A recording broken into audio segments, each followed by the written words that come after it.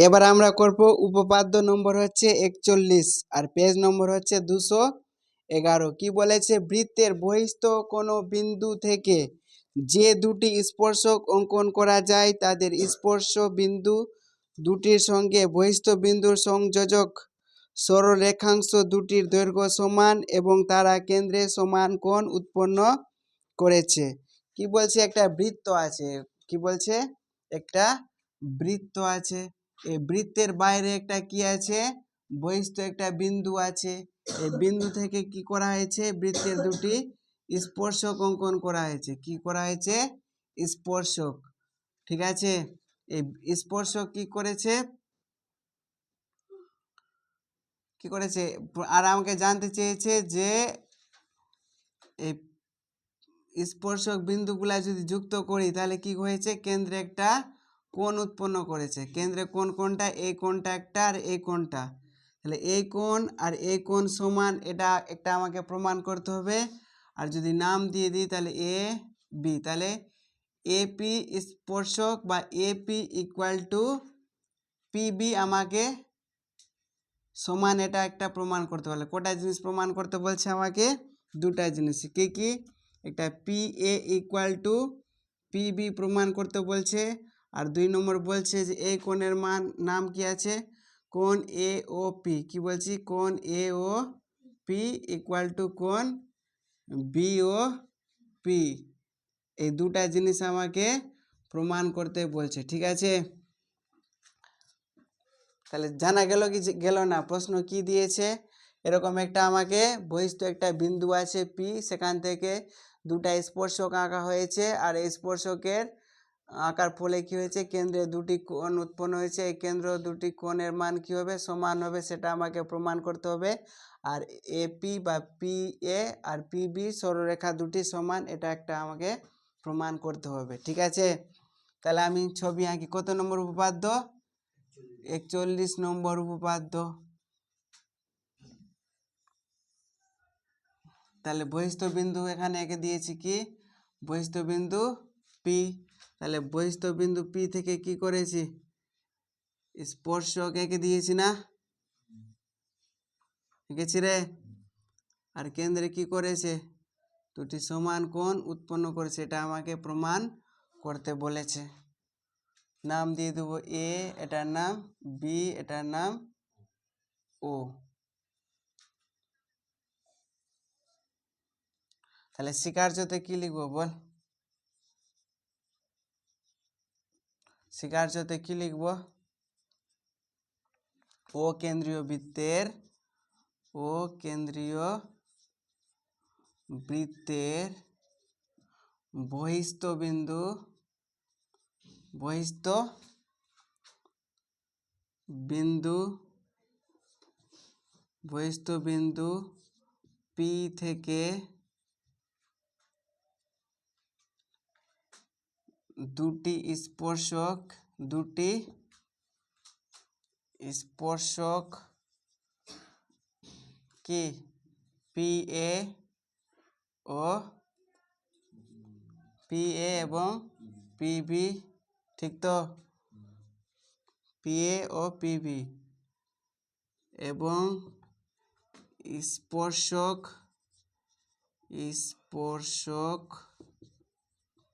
বিন্দু যথাক্রমে কি আছে, এ ও বি। হবে কি হবে না, তাহলে এ কমা ও,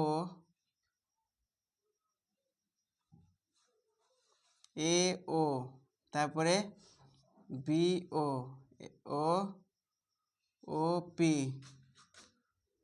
যোগ করা, যোগ করা হয়েছে, হয়নি, যোগ করা হয়েছে, যার ফলে, যার ফলে কেন্দ্রে, যার ফলে কেন্দ্রে কোণ পি ও এ ও P O B, P O B কোণ উৎপন্ন হয়েছে। ঠিক আছে, তারপরে প্রমাণ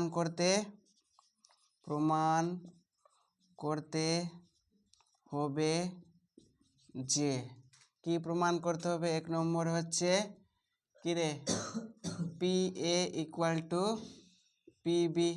আর 2 নম্বরে কি বলেছে? কোণ P O A equal to কোণ পি ও বি। হয়েছে? কি বোঝা গেছে এটুকুন? কোথাও সমস্যা? যেহেতু এখানে এই কোণ আর এই কোণ সমান, এটা আমাকে প্রমাণ করতে হবে। আর এই বাহুটা আর এই বাহুটা বা এই সরলরেখাটা আর এই সরলরেখাটা সমান, সেটা আমাকে প্রমাণ করতে হবে। কারো কোথাও কোনো প্রশ্ন আছে থাকলে জিজ্ঞেস করতে পারিস। বঙ্কিম, তারপরে কি লিখতে হবে আমাকে? প্রমাণ।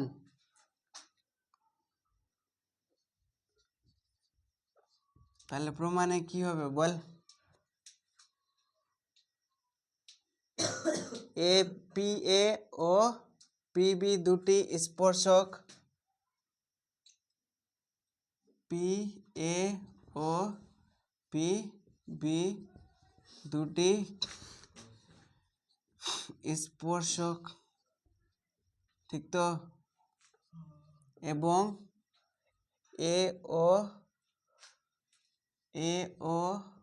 ও বি ও স্পর্শগামী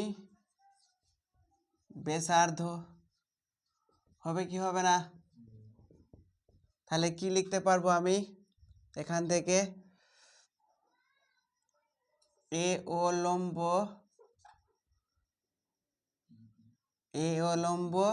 পি এ লিখতে পারবো না? আবার কি লিখতে পারবো? বি, হ্যাঁ, বি ও লম্ব পি বি লিখতে পারবো? পারবো কি পারবো না রে? হ্যাঁ, কারণ এর আগেই পড়লাম যে যদি এরকম কন্ডিশন থাকে তাহলে কি হবে? এটা একটা লম্ব হবে, প্রমাণ করলাম না? করলাম। তাহলে এখান থেকে আমি কি লিখতে পারি? দুটি ত্রিভুজ আছে না? তাহলে ত্রিভুজ এ ও পি, কি এ ও পি ও ত্রিভুজ, এটা কি ধরনের এটা সমকোণী ত্রিভুজ হলো না? তাহলে আমি সুন্দর করে লিখতে পারি সমকোণী ত্রিভুজ, সমকোণী ত্রিভুজ, ত্রিভুজ এ ও ত্রিভুজ বি ও পি এর মধ্যে কি হবে? এর মধ্যে বল এ ও ইকুয়াল টু বি ও হবে কি হবে না? কারণ কি বল? একই বৃত্তের ব্যাসার্ধ, ঠিক তো? আর কি হয়ে যায় বল? ও পি বা পি ও পি কি হয়ে গেল? সাধারণ বাহু হবে কি হবে না? আর কি হয়ে গেল? কোণ P A O equal to কোণ পিবিও হবে কি হবে না? কারণ কি আছে? এটাও কি আছে? 90 ডিগ্রি, আর এটাও 90 ডিগ্রি। কোথায় থেকে পাচ্ছি? এই এ ও লম্ব পি এ, বি ও লম্ব পি বি। তাহলে তিনটা জিনিস যখন সমান হয়ে গেল, তাহলে কি হয়ে গেল? ত্রিভুজ দুটো কি হয়ে গেল রে? ত্রিভুজ দুটো সর্বসম হলো না? এ ও পি সর্বসম ত্রিভুজ কি হবে? B O P. তাহলে আমি বলতে পারি, কি বলতে পারি? P A equal to PB. 1 নম্বর প্রমাণিত, বা এখানে 1 নম্বর দিয়ে লিখতে পারিস, আর এখানে ব্র্যাকেটে লিখতে পারিস প্রমাণিত। আবার এখানে 2 নম্বর দিয়ে লিখতে পারিস, কি হয়ে যাবে? কোণ P O A equal to কোণ পি ও বি, প্রমাণিত। কারো কোথাও কোনো সমস্যা থাকলে আমাকে ঘুরিয়ে জিজ্ঞেস করতে পারিস। আছে কোথাও সমস্যা? নাই, তাহলে খাতায় তুলে নে সুন্দর করে।